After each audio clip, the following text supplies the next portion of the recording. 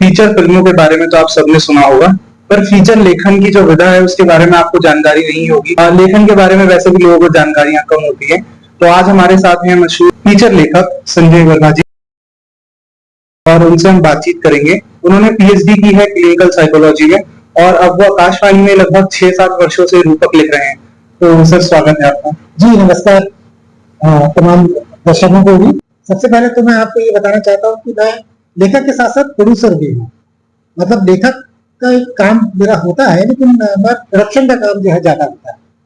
और सामान्य तौर पे जो हम लोग रेडियो में रूपक लेते हैं, उसके लिए हम लोग लेखक बाहर से भी लेते हैं, उनसे भी लिखवाते हैं, लेकिन जो प्रोडक्शन का काम होता है, बेसिकली प्रोडक्शन का काम मेरा होता है।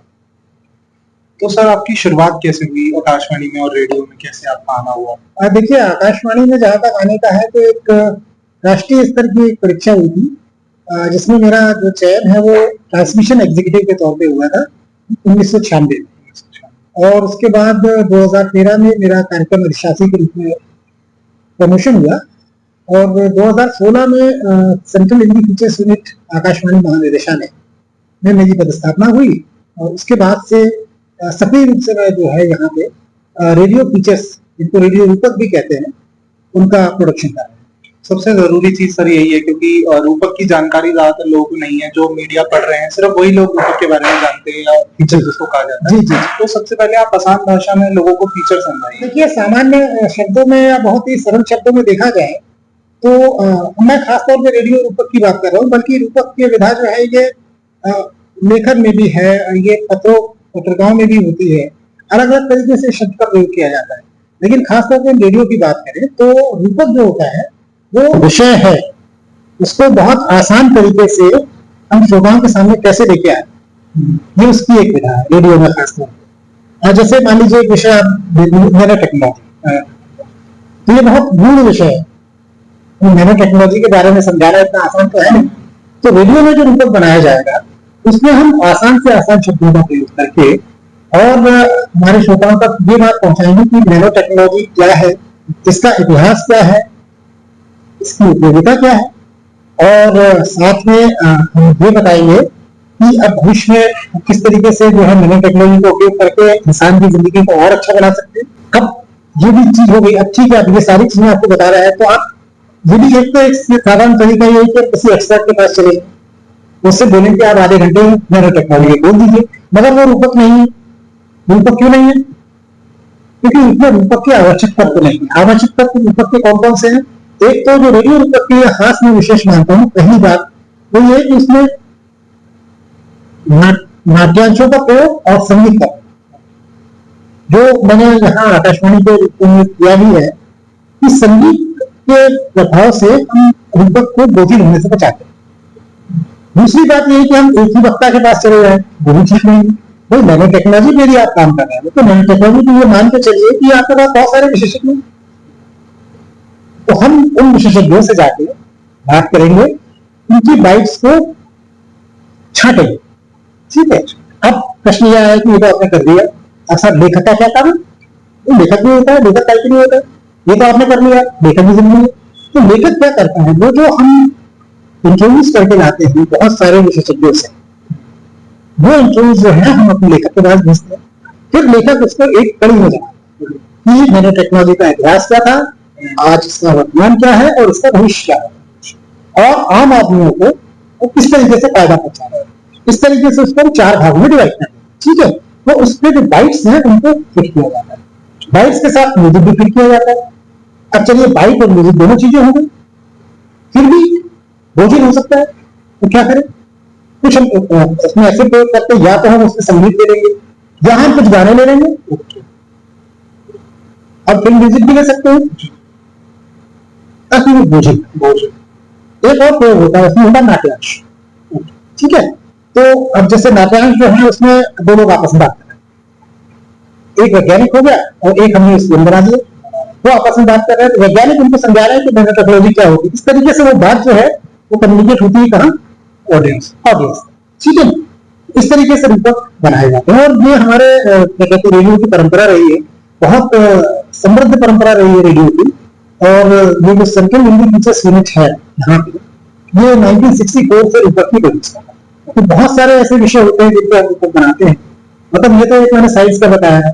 अभी हाल ही में जो हमने रूपक बनाया था वो आपका अयोध्या में जो अभी रामराज अभी अयोध्या में जो प्राण प्रतिष्ठा हुई है भगवान प्रभु श्री राम की, उसके ऊपर बना था रूपक।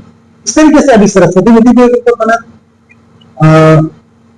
स्टेम सेल के ऊपर रूपक बना। बहुत ही महान पर्सनैलिटी होती है जैसे रविन्द्रनाथ टैगोर, उनको रूपक बना, वो मैंने ही लिखा था।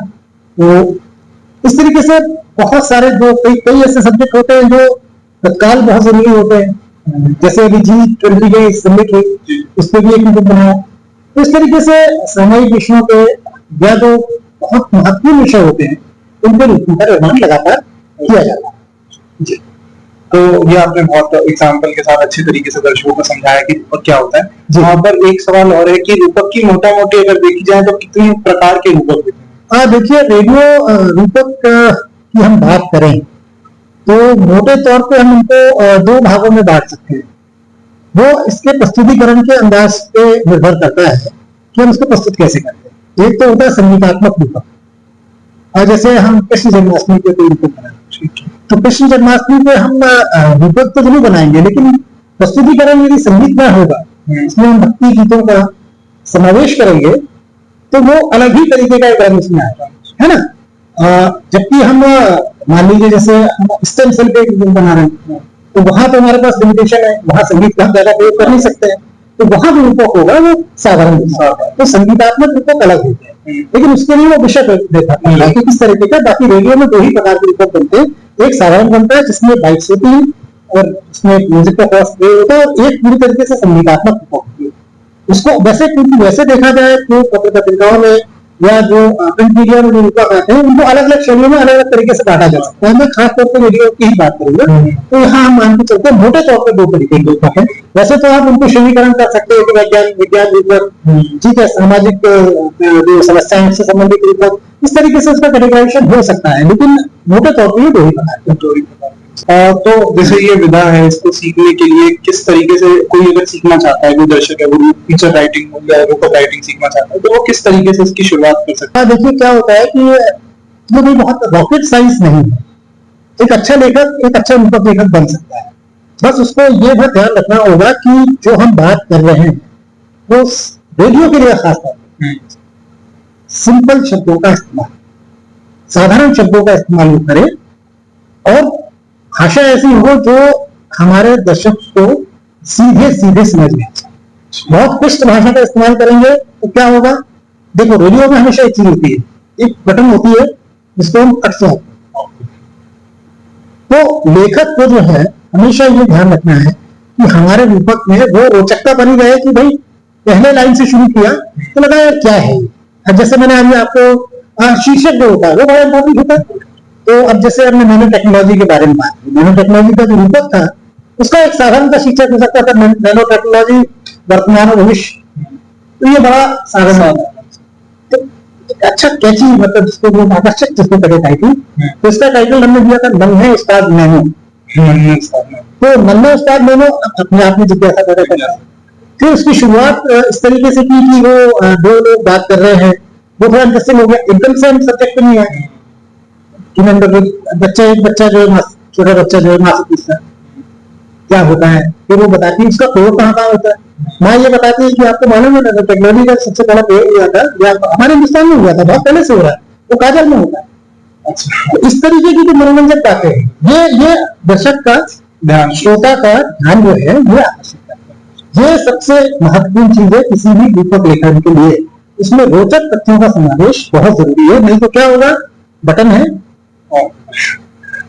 हमारे आधे आधे घंटे के रूपक बनाए जाते हैं और फिर पूरी कोशिश की जाती है कि हम बहुत मनोरंजक तथ्यों का समावेश करें। हम नाट्यांश भी लेते, हमने एक ड्रोन टेक्नोलॉजी पर रूपक बनाया था, तो उसमें हमने दो किसानों से आपस में बात कराई थी जो हरियाणा के रहने वाले हैं, और उसमें यह था कि वो एक जो कृषि विभाग है वो ड्रोन छोड़ता है और वो वहां से कीटनाशकों का बारिश करता है, वो किसान देखते डर जाते हैं पहले ये क्या चीज है, तो वो बड़ा इंटरेस्ट इसमें पैदा हो गया। वो बड़े अपनी भाषण में कहता है कौन सी मशीन ऊपर छोड़ के रखी है और ये क्या है। तो ये चीजें रूपक को जो है क्या बनाती है, एक्साइटिंग बनाती है, रोचक बनाती है, और हमारा उद्देश्य क्या है कि श्रोता को कड़वी दवाई दे रहे हैं है ना। तो लेकिन उसको मुझे चाशनी लगा इससे, लेकिन समझ में भी आया कि नैनो टेक्नोलॉजी कितनी अच्छी चीज है और उसके नाम पर चीज बेचा या ड्रोन है, सब तक होगी।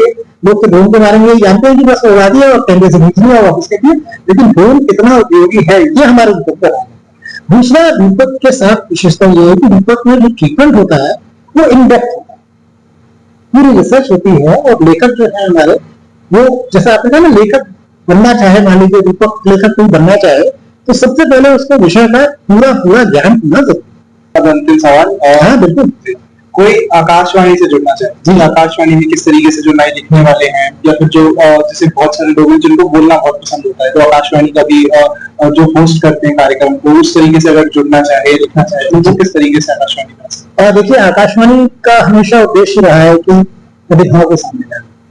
तो हमारे यहाँ जितने भी आकाशवाणी केंद्र हैं, जो जहां से कार्यक्रम बनते हैं, वहां पे ऑडिशन की परंपरा है, वहां स्वर परीक्षण होता है और स्वर परीक्षण समय समय पे होता है।